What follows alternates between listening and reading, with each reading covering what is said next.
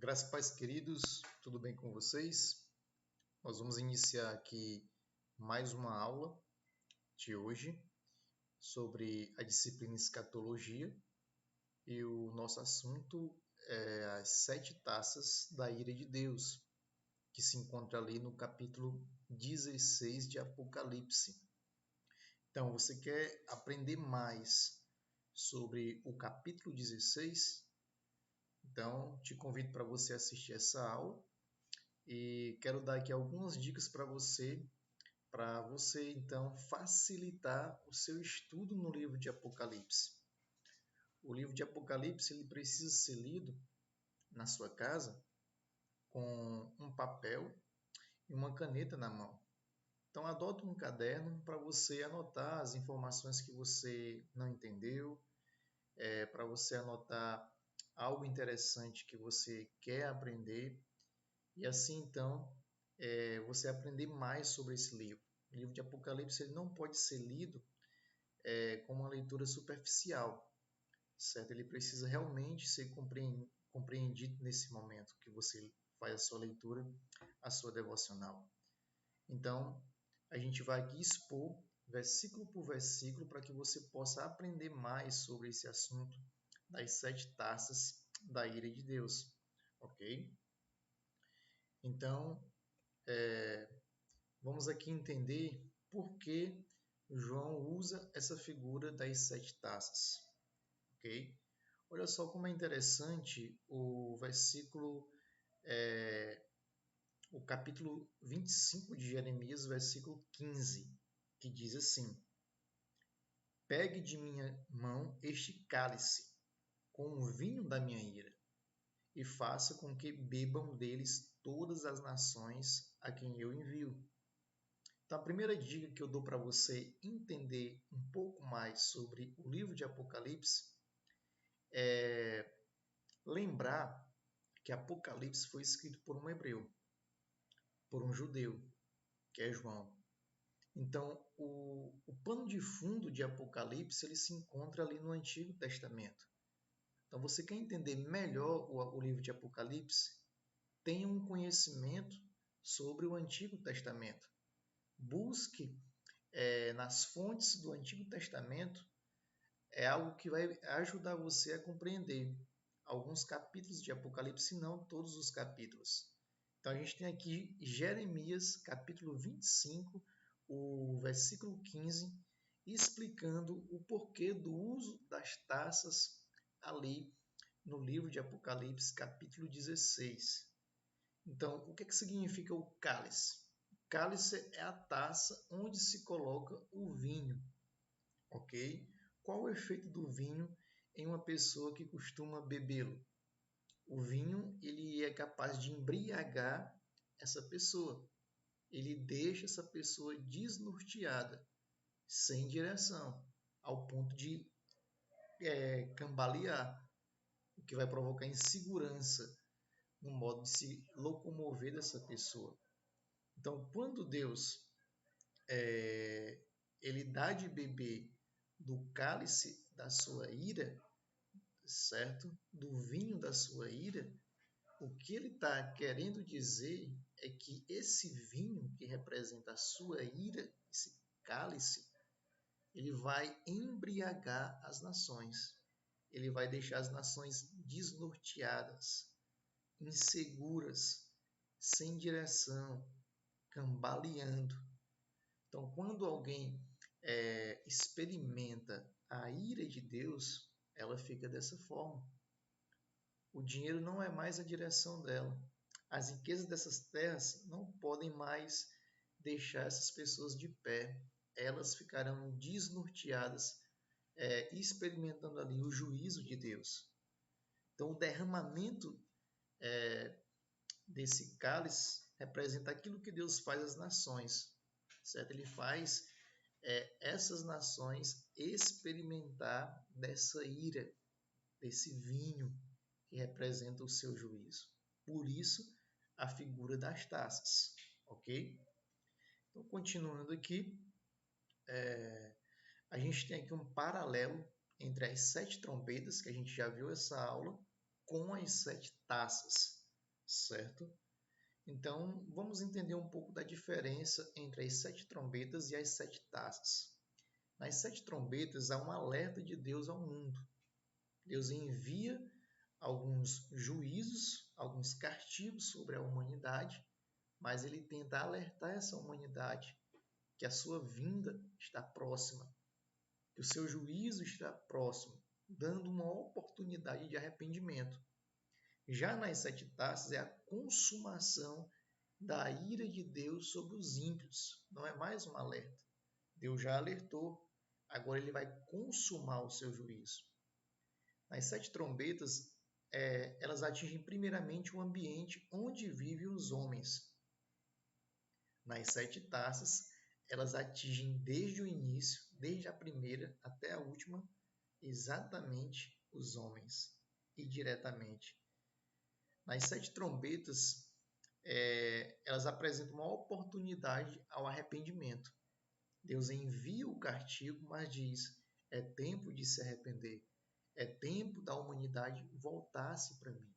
É tempo da humanidade largar os seus ídolos e ver que o meu filho que eu ofereci, ele é o único caminho, a única verdade e a vida.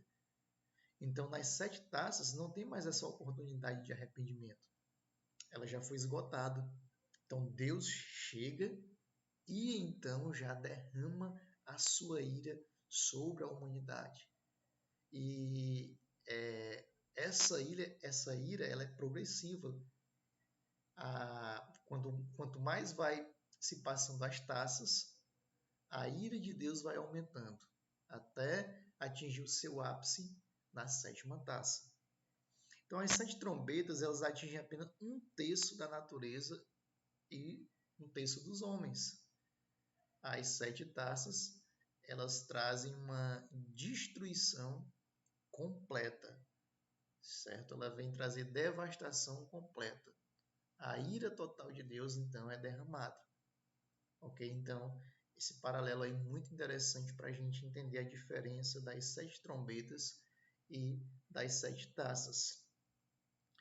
Então, você vai fazer o seguinte, você vai pegar aí a sua Bíblia, certo? Vai pegar um papel e uma caneta e no capítulo 16 de Apocalipse, a gente vai aqui expor versículo por versículo. Então, você vai sair daqui entendendo esse capítulo, para que assim a sua leitura do livro de Apocalipse nunca mais seja a mesma. Lembra daquela leitura que você fazia? Que você lia Apocalipse e não entendia nada? Agora não é mais para ser assim. Então, quando você for ler Apocalipse, você faz da seguinte maneira. Primeira coisa, você lê um versículo do capítulo. Então, diz assim o versículo 2. A primeira taça. O primeiro anjo foi e derramou a sua taça pela terra, e abriram-se feridas malignas e dolorosas naqueles que tinham a marca da besta e adoravam a sua imagem. Então, quando você lê o versículo de Apocalipse, você vai anotar, certo, do seu lado esquerdo, a visão de João. Aquilo que você não entendeu, aquilo que João viu e que precisa ser explicado, que você precisa entender.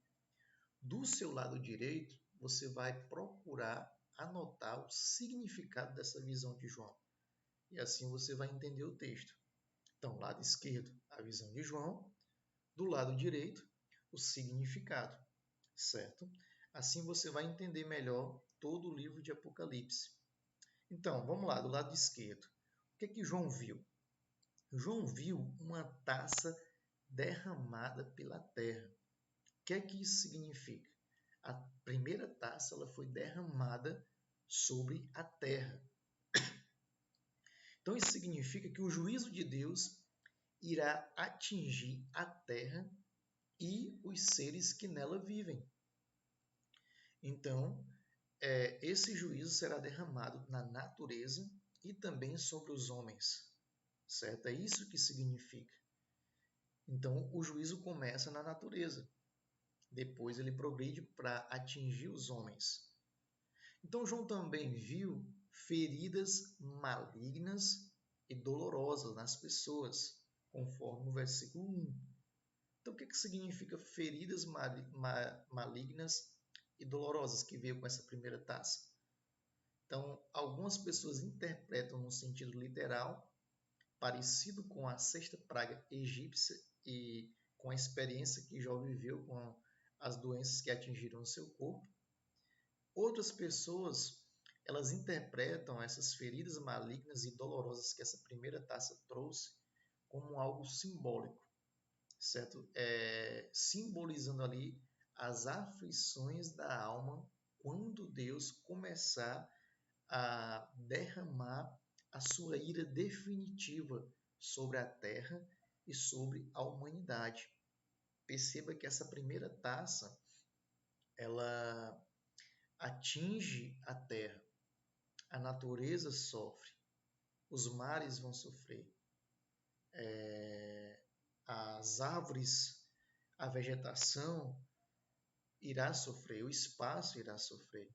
É Deus manifestando a sua ira e abalando a terra, mostrando assim o seu poder para a humanidade. Então, assim, essas feridas malignas e dolorosas, certo? Elas atingem quem? Qual é o alvo delas? Então, o alvo delas é aqueles que tinham a marca da besta. Aí eu quero refletir com você, quem tem a marca da besta? Quem é aquele que tem a marca da besta? É aqueles que não têm o selo de Deus, que não têm o Espírito Santo de Deus. É aquele que não se entregou para Cristo Jesus. É aquele que não se rendeu ao Evangelho de Cristo Jesus. Toda aquela pessoa que não se rende ao Evangelho de Cristo, ela tem a marca da besta. A marca da besta, ela é a representação da incredulidade em Cristo Jesus. É algo simbólico, não algo literal. Nós temos uma marca. Os salvos têm a marca de Cristo Jesus. E a marca de Cristo Jesus, o selo de Cristo Jesus, é o Espírito Santo, conforme ali em Efésios capítulo 1. Você vai ver que quando a pessoa ouve o Evangelho, crê no Evangelho e se entrega à mensagem de Cristo, ela é selada pelo Espírito Santo. Essa é a marca de Deus. Ela não é literal, ela é simbólica. Então a gente entendeu o versículo 2, agora nós vamos entender o versículo 3. Da mesma forma, você lê o versículo que diz assim: a segunda taça é derramada. Então o segundo anjo derramou a sua taça ali no mar. E esse se transformou em sangue, como de um morto, e morreu toda criatura que vivia nesse mar. Então você vai anotar no seu lado esquerdo aquilo que João viu e você não entendeu. Do seu lado direito você anota o significado dessa visão. Então a gente viu que a segunda taça, no versículo 3, ela foi derramada no mar. Por que essa taça foi derramada no mar? O que isso significa? Então o mar, naquela época, na época de João, ele era a força vital do Império Romano, certo? Era um local onde era muito utilizado para comércio e negócio. Então os romanos necessitavam muito do mar e dependiam das rotas marítimas para negociar, para fazer comércio, para ganhar dinheiro. Então a segunda taça, ela é derramada exatamente no mar. A ira de Deus é manifestada no mar, nessa força vital do Império Romano.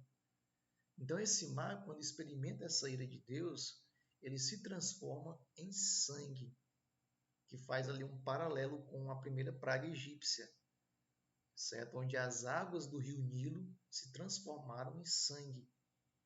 Então, quando Deus transforma as águas do rio Nilo em sangue, ele tem um objetivo ali, é de confrontar os deuses dos egípcios, certo? Então, quando Deus toca ali no mar, que representa a força vital do Império Romano, o comércio do Império Romano, ele quer tocar nos deuses dessas pessoas. trazendo para hoje, ele quer tocar nos deuses da atualidade, nos deuses dos incrédulos. Quem é o Deus dos incrédulos? Um dos deuses é Mamon, o Deus do dinheiro. Então, a segunda taça, ela traz uma afronta ao Deus dos negócios, ao Deus do comércio, ao Deus do dinheiro. Muitas pessoas têm deixado de seguir a Deus por causa do amor ao dinheiro. Deus vai tocar nesse mar. Deus vai tocar nessa força vital que lá no tempo de João era do Império Romano, mas que nos nossos dias é a força vital de muitas pessoas. Deus vai tocar no Mamon. Então, perceba que na visão de João, quando o mar se transforma em sangue, morreu toda criatura que vivia no mar. Então, na primeira praga egípcia, todos os peixes morrem também. Na segunda trombeta, quando ela é tocada, um terço das criaturas do mar morreu. Nessa segunda taça, Deus agora não toca apenas em partes, em um terço, por exemplo. Ele toca por total naquilo que o homem adora. Então, a segunda taça ela vem exatamente mostrar a insignificância desse Deus, Mamon, a insignificância do dinheiro em nossas vidas, que ele não pode trazer salvação à nossa vida, que ele não pode trazer segurança. Deus ele toca na economia, Deus ele toca nos negócios dos homens.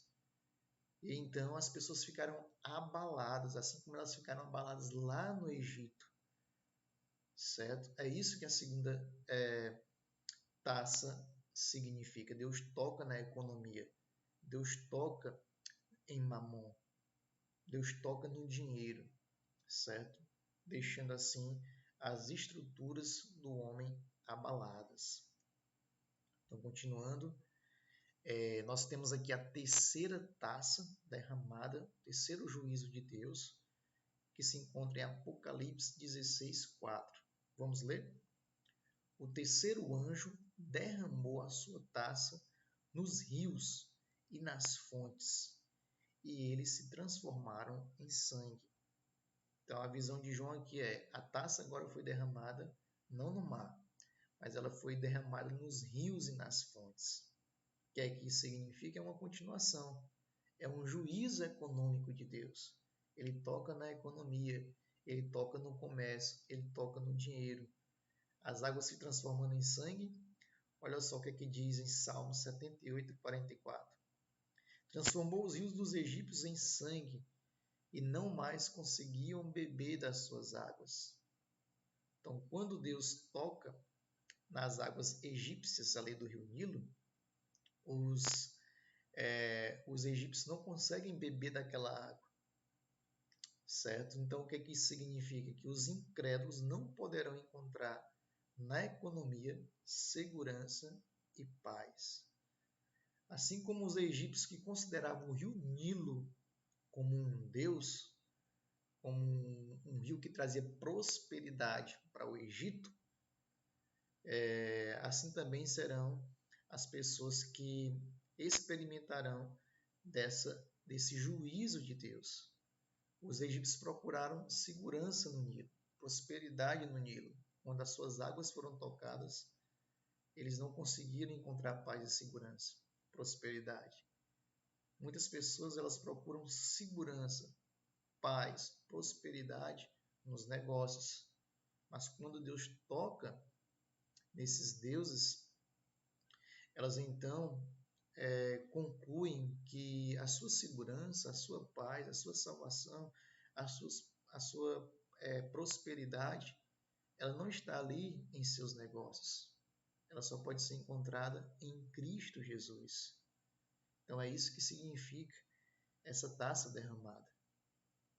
Então aqui em Apocalipse 15:5, do 5 ao 17, tem um hino que começa a ser cantado sobre a justiça divina de Deus. Perceba que a justiça divina de Deus está sendo derramada, e enquanto ela está sendo derramada, os anjos cantam. Mas o que eles cantam?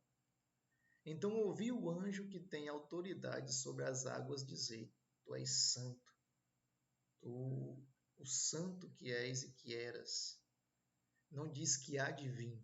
Por que ele não diz que há de vir? Ele só diz que és e que eras. Por que ele não diz que há de vir? Porque ele já chegou, ele já está derramando a sua ira.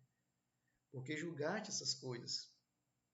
Pois eles derramaram o sangue dos teus santos e dos teus profetas, e tu lhes deste sangue para beber como eles merecem. Perceba uma coisa, o anjo está dizendo que quem está experimentando essa taça do juízo de Deus não são os salvos. A igreja é protegida enquanto as taças são derramadas. Quem está experimentando as taças do juízo de Deus são aqueles que perseguiram e derramaram o sangue dos santos. Perseguiram e derramaram o sangue dos profetas. Quem são essas pessoas? Todo aquele que se opõe ao Evangelho de Cristo e que persegue de uma determinada forma a igreja do Senhor. Certo? E ouviu o altar responder: Sim, Senhor Deus, todo-poderoso, verdadeiro e justo são os teus juízos. Os anjos estão dizendo aqui que o que Deus está fazendo é poderoso, é verdadeiro, é justo esse juízo de Deus. Então, continuando, a visão de João, o anjo chama Deus de justo e santo. O que ele quer dizer? Que o juízo de Deus é correto, é justo, é santo. Deus julga aqueles que perseguiram a igreja. João viu isso, aqueles que derramaram o sangue dos santos, aqueles que derramaram o sangue dos profetas. Hoje em dia, não há derramamento de sangue dos santos, dos profetas, aqueles que proclamam a mensagem de Deus, mas há também um outro tipo de perseguição, que é a perseguição filosófica, ideológica. Esses também experimentarão desse juízo de Deus, aqueles que perseguiram a igreja através da mídia, através da perseguição de familiares, eles também experimentarão o juízo de Deus. Deus traz justiça aos que foram martirizados e não só martirizados, aos que também foram perseguidos. Então vamos para a quarta taça, que diz assim, Apocalipse 16, do 8 ao 9. O quarto anjo derramou a sua taça no sol, e foi dado poder ao sol para queimar os homens com fogo. Estes foram queimados pelo forte calor e amaldiçoaram o nome de Deus. Perceba quão tremendo é essa cena da quarta taça. Que tem o domínio sobre essas pragas, contudo, recusaram-se a arrepender e a glorificar a Deus. É muito intenso o que acontece nessa cena. Enquanto eles estão experimentando o juízo de Deus, eles amaldiçoam o nome de Deus. Eles recusam-se a se arrepender, a glorificar o nome de Deus. Isso é interessante que a gente aprende com isso, que o homem ele só se ajoelha e se arrepende diante de Deus através da obra do Espírito Santo. Que mesmo que o homem esteja sofrendo, mesmo que o homem esteja face a face com Deus, experimentando o seu juízo, se o Espírito Santo não fazer uma obra em seu coração, eles não se arrependem. Eles não querem Deus. As pessoas não querem Deus. Elas precisam serem tocadas pelo Espírito Santo para elas enxergarem a beleza de Deus, o poder de Deus, a verdade que existe em Deus. Enquanto elas não forem tocadas, elas não se humilharão diante de Deus. Então, aqui o que Deus está fazendo? Ele está espremendo o homem. Ele está fazendo com que o homem coloque para fora toda a sua maldade, quem realmente ele é diante de Deus. Então, quem realmente é um homem sem o Espírito Santo em sua vida? É um homem que rejeita a Deus, que não quer saber de Deus, mesmo sofrendo o juízo de Deus. Então, assim, no juízo de Deus, não pense que ali as pessoas irão se arrepender naquele dia do juízo. As pessoas irão chorar pelos seus pecados. Ah, agora eu quero Deus. Por que eu não quis Deus antes? Agora eu quero Deus. Não é isso que Apocalipse está dizendo aqui. O que Apocalipse nos está dizendo aqui é que os homens rejeitarão a face de Deus. Só quem irá enxergar realmente a beleza de Deus é a igreja. Claro, eles irão enxergar exatamente quem é Deus, quem é o seu ser realmente, mas eles não irão querer Deus, ok? Então, continuando, então assim, lembrando, do seu lado esquerdo você coloca a visão de João, do seu lado direito você coloca o significado aí no seu caderno, ok? Então, assim, nessa quarta taça que João viu, houve uma taça derramada no sol. O que é que significa o sol, certo? Se você ler Apocalipse 1, versículo 1, o sol ele é símbolo de majestade, certo? Que o rosto de Jesus ele brilhava como o sol, certo? Mostrando ali a majestade, o poder do Senhor Jesus. Também o sol é símbolo de destruição, ou seja, à medida que a quarta taça é derramada, as pessoas estão enxergando a majestade e o poder de Deus sobre elas, certo? Que antes elas não enxergaram enquanto viveram nessa terra, por isso não se renderam a ele, e experimentando da sua destruição. João viu também que os homens foram queimados com o fogo do sol, ou seja, que o sol fez um estrago nos homens. Isso significa que a majestade de Deus vai fazer também um estrago sobre aqueles que não se renderam a essa majestade. Os homens experimentarão do poder destrutivo e da majestade de Deus. É isso que significa. Então, qual foi a consequência disso? Ao invés de se arrepender, que não houve arrependimento, eles amaldiçoaram o nome de Deus.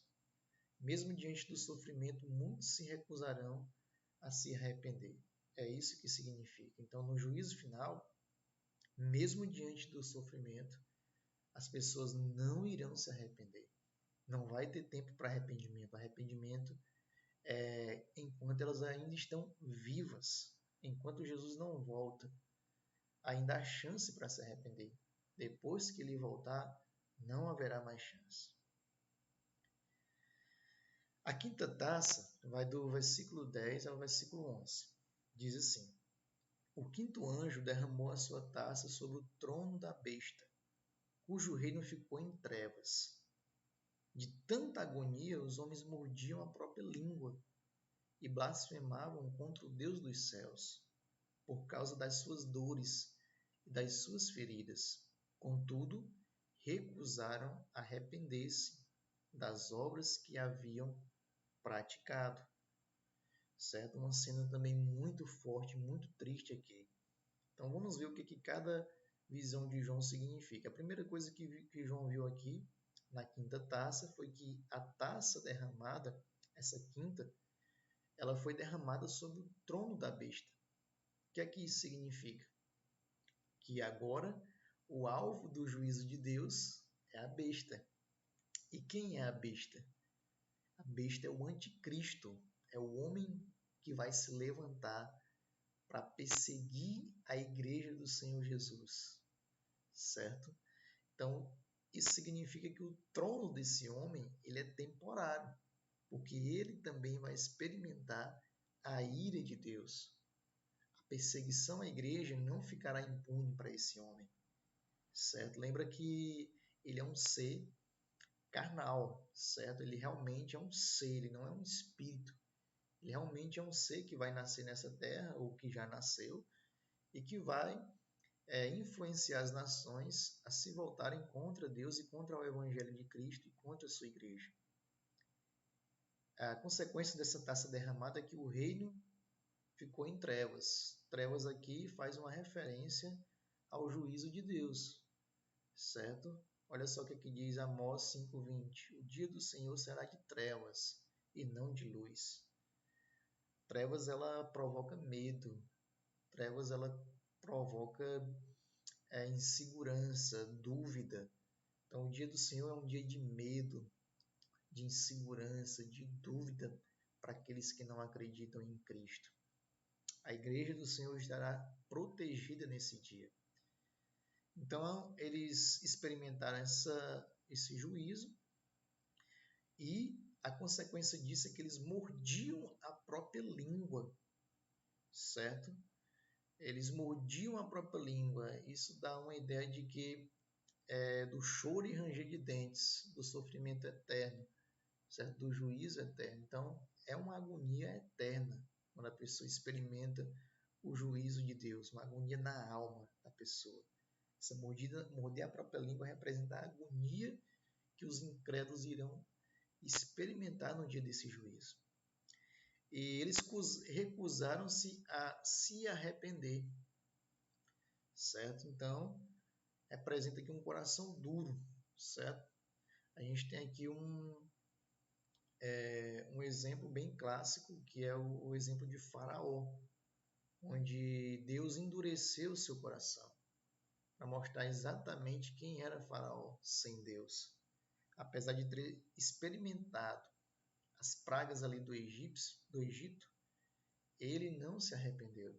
Ele não quis saber de Deus, ele não se converteu. Isso mostra quão depravado é o homem sem Deus. O homem é tão depravado que Deus se apresenta a ele de forma milagrosa, mas ele não quer saber de Deus. Ele precisa de uma ação do Espírito Santo na vida dele, porque só o Espírito Santo é quem convence o homem do pecado, da justiça e do juízo. Então, a sexta e penúltima taça diz o seguinte, no versículo 12 ao versículo 16. O sexto anjo derramou a sua taça sobre o grande rio Eufrates. Agora o alvo aqui é o rio Eufrates. E secaram-se as suas águas para que fossem preparado o caminho para os reis que vêm do Oriente. Então vi saírem da boca do dragão, o dragão aqui é Satanás, da boca da besta, e da boca, que é o anticristo, e da boca do falso profeta, que também é uma espécie de anticristo, porque o anticristo é um falso profeta, certo? Da boca dele saíram 3 espíritos imundos, semelhantes às rãs. São espíritos de demônios que realizam sinais miraculosos. Então perceba o poder do anticristo, né, de realizar sinais miraculosos. Eles vão aos reis do mundo todo, a fim de reuni-los para a batalha do grande dia do Deus Todo-Poderoso. Perceba que eles influenciam os reis, as nações do mundo todo. Então, assim, uma ação realmente demoníaca, certo? Trazendo filosofias e ideologias entre as nações. Eis que venham como um ladrão. Feliz aquele que permanece vigilante e conserva consigo as suas vestes, para que não ande nu e não seja vista a sua vergonha. Então os 3 espíritos se reuniram no lugar, que em hebraico é chamado de Armagedon. O lugar desses 3 espíritos para a grande batalha no dia do Senhor é chamado Armagedon. Vamos aprender isso. Então, o que é que você faz? Seu lado esquerdo, o que João viu. Seu lado direito, o que significa o que João viu. Então, o rio Eufrates, ele seca, certo? Você vê ali no versículo 12. O que é que isso significa? Você precisa ir para o Antigo Testamento. Perceba que quem escreveu Apocalipse é um judeu que foi criado na cultura do Antigo Testamento, certo? Então, tudo que ele fala tem uma referência à cultura do Antigo Testamento, ao ambiente geográfico do Antigo Testamento, certo? Ao contexto do Antigo Testamento. Então, Eufrates aqui era um rio que trazia um limite entre o território do Império Romano com os partos, certo? E muitas vezes, nas guerras entre partos e romanos, eles utilizavam o rio Eufrates para passar por ali e guerrear. Então, ele é um símbolo de invasão estrangeira, certo? O Eufrates. E a seca desse rio representa que a invasão está liberada. A guerra vai começar. Então, Deus chegou. certo? Deus chegou, então a batalha vai começar, o juízo vai ser derramado, certo? Então o caminho está preparado para os reis que vêm do Oriente. Quem vai passar por esse caminho preparado do juízo de Deus? Os reis do Oriente. O que é que isso significa? Que o mundo, sob a liderança de Satanás, da besta do falso profeta, se levantam contra a igreja. É o ápice da grande tribulação.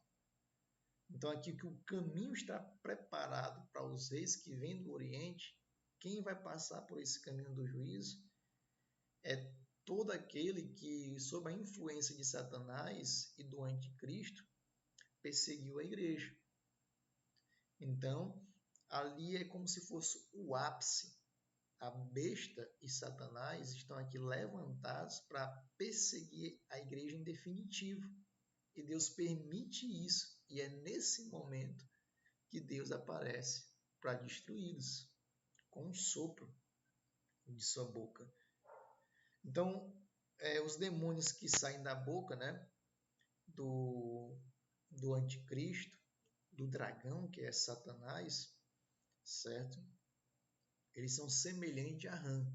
Por que é que eles saem da boca? Ora, de onde é que vem a mentira? De onde é que vem as falsas ideologias? De onde é que vem as vãs filosofias? Elas vêm da boca, da proclamação de uma mensagem, certo? Então, assim, por isso que eles saem da boca de Satanás, que é o pai da mentira, e do anticristo, que é influenciado por Satanás. Só que eles são semelhantes a rãs, certo? Semelhantes a rãs, esses demônios. E o que é uma rã? Na cultura da Torá, a rã, no ensinamento da Torá, a rã era uma criatura impura, se você vê ali Levítico 11, do 10 ao 11. Certo? Então significa que esses espíritos eram imundos, eles iam trazer toda espécie de imundície para a sociedade. Então representam aí ideias, projetos e métodos satânicos introduzidos na sociedade através da proclamação dessas mensagens mentirosas. Você percebe como a nossa sociedade é influenciada por essas ideias e projetos, certo? Tudo isso introduzido por esses espíritos semelhantes a rã. Perceba que isso aqui, tudo isso é simbologia, espírito semelhante a rã. Realmente para representar a ideia de impureza que esses espíritos trazem para dentro da sociedade. Então eles reúnem todos os reis para a batalha do grande dia, certo? Então o mundo todo aí está sob a influência demoníaca. Todos os reis, representados por todas as nações, estão sob a influência do anticristo e sobre a influência de Satanás, para então perseguir a igreja e querer destruí-la. E é então aqui que aparece a figura de Cristo Jesus, onde ele diz que ele vem como um ladrão, certo? Ou seja, ele vem de forma repentina e inesperada.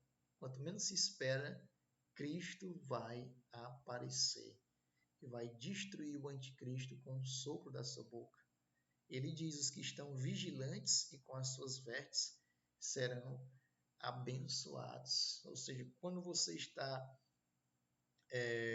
vigilante, quando você está preparado para alguma coisa. Quando você está vestido, a mesma coisa. Se alguém disser para você que vai passar na sua casa te dando carona, você vai estar vestido para se preparar para aquela carona. Então, quando alguém está vestido, significa que aquela pessoa está de prontidão, preparada para alguém vir e buscar ele. É isso que vai acontecer. Aqueles que estão preparados para a volta de Cristo, Cristo vai chegar e vai buscá-lo no ápice da grande tribulação. Os que estão nus, esses serão envergonhados.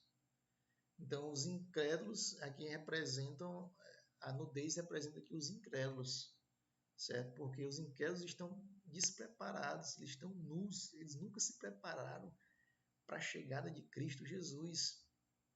A nudez aqui representa aquela pessoa que relaxou, que não quer saber da palavra de Deus, que não quer saber de ouvir o Evangelho, que não quer saber de pensar na volta de Jesus Cristo. É como se a pessoa, alguém mandasse uma mensagem para ela, ó, o casamento vai começar. Eu vou te pegar ali, eu vou dar carona para você na sua casa. Aí o noivo vem no carro, bate na porta da pessoa, a pessoa não está vestida para participar do casamento. O noivo não vai querer alguém chegando atrasado no casamento. Ele vai embora e vai deixar a pessoa. A pessoa está nua, está despreparada. Então, eles serão envergonhados, ou seja, eles experimentarão o juízo de Deus. A nudez no Antigo Testamento é sempre representado como alguém que experimentou o juízo de Deus. Você vê isso aí em Isaías do 1 ao 4. Então, onde que vai ocorrer essa batalha? Onde vai ser o lugar de ajuntamento dos reis? Vai ser no Armagedon. Então, o que é que significa Armagedon? Faz uma referência a um lugar chamado Megido. O que é que significa Megido? É a antiga cidade que se encontrava no norte de Israel. Então, ela ficava em uma parte estratégica do vale, da planície no vale de Jezreel ou Esdrelon.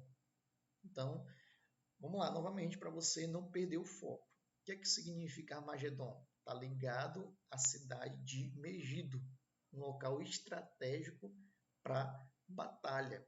Ali em Megido, olhando para o seu lado esquerdo aqui da tela, ocorriam muitas batalhas famosas. Então, representa o que é isso? Esse local onde vai acontecer essa batalha simbólica que não é literal. Representa o ápice da perseguição de Satanás à igreja, certo? Onde Cristo irá aparecer para buscá-la. Então, a igreja está sendo perseguida, a igreja está sendo massacrada, martirizada. Satanás pensa que vai vencer, o anticristo pensa que vai vencer. Então, Cristo aparece para destruir Satanás e o anticristo. Você vê que em Megido aconteceu várias batalhas famosas, como por exemplo a batalha de Débora e Baraque contra os cananeus, Gideão contra os midianitas, Saul contra os filisteus, e foi o lugar onde o rei Josias morreu. Então isso significa o quê? Que o Armagedon, certo, é um local de derrota dos reis que oprimiu o povo de Deus, destruição dos falsos profetas. Por isso que Apocalipse tem uma imagem do Armagedon, de Megido, que aponta para o fracasso dos reis que perseguiram a igreja. Então, ele está trazendo uma ideia, um significado de que toda oposição contra a igreja do Senhor Jesus um dia vai fracassar, vai ser destruída. É isso que significa que vai acontecer com a volta de Cristo. Isso não é algo literal. Não vai acontecer ali uma batalha ali em Megido ou em Gog e Magog, literal, certo? Até porque não tem espaço para Deus lutar contra todos os reis de todas as nações, certo? E Deus não luta contra esses reis, não há uma batalha, certo? Isso é uma simbologia, porque Deus não precisa lutar. A Bíblia fala que o anticristo será destruído com um sopro da sua boca. Só um sopro. O anticristo não é ninguém diante de Cristo Jesus. Satanás é um cisco diante de Cristo Jesus. Então, continuando, nós vamos para a nossa última taça, que é a sétima taça. O sétimo anjo derramou a sua taça no ar, e do santuário saiu uma forte voz que vinha do trono, dizendo: está feito, está consumado. Houve então relâmpagos, vozes, trovões e um forte terremoto. Nunca havia ocorrido um terremoto tão forte como esse, desde que o homem existe sobre a terra. Então vamos analisar esses dois versículos. Qual foi a visão de João? a taça foi derramada no ar. Então, o que é que significa essa taça ser derramada no ar? Perceba que as taças anteriores já haviam atingido a terra, a água e o fogo. Agora ela atinge o último elemento natural, que é o ar.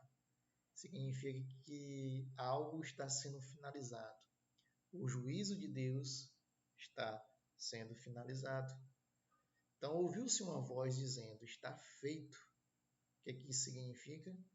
O juízo de Deus acabou. O reino de Deus chegou.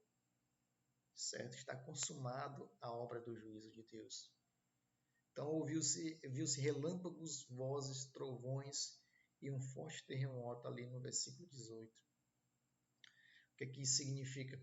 Volta lá para o Sinai, em Êxodo, onde quando Deus manifestou a sua glória, houve relâmpagos, estrondos e trovões, certo? Isso representa a presença de Deus, ou seja, o homem ele vai experimentar a presença de Deus tão real como ela foi ali no Monte Sinai, quando os israelitas experimentaram a sua presença, através daqueles relâmpagos, estrondos, trovões. E em Gog e Magog, Deus enviou terremotos e tempestades ali no tempo de Ezequiel. Então, isso significa que no dia do juízo, além de experimentar a gloriosa presença de Deus, esses homens, eles experimentarão o seu juízo. É isso que o terremoto significa. Sempre quando, às vezes, quando Deus manifesta o seu juízo, ele sempre traz ali terremotos no Antigo Testamento, como por exemplo em Ezequiel 38, do 19 ao 23. Então, o terremoto simboliza aqui em Apocalipse o juízo de Deus manifestado. E o versículo 19 e 20 diz assim: a grande cidade foi dividida em 3 partes. Aí você pergunta, que grande cidade é essa? Você continua lendo o versículo que você vai descobrir. E as cidades das nações se desmoronaram. Deus lembrou-se da grande Babilônia e lhe deu o cálice do vinho do furor da sua ira. Então aqui há uma resposta no próprio versículo de quem é essa grande cidade. Ele está falando aqui da Babilônia. Então todas as ilhas fugiram e as montanhas desapareceram. Então vamos entender isso. Então a grande cidade foi dividida em 3 partes. Quem é a grande cidade aqui? O próprio versículo traz a resposta. Ele está falando da Babilônia. Então a Babilônia lá de Nabucodonosor? Não. Certo? Ela aqui é algo simbólico que representa o sistema opressor de Roma.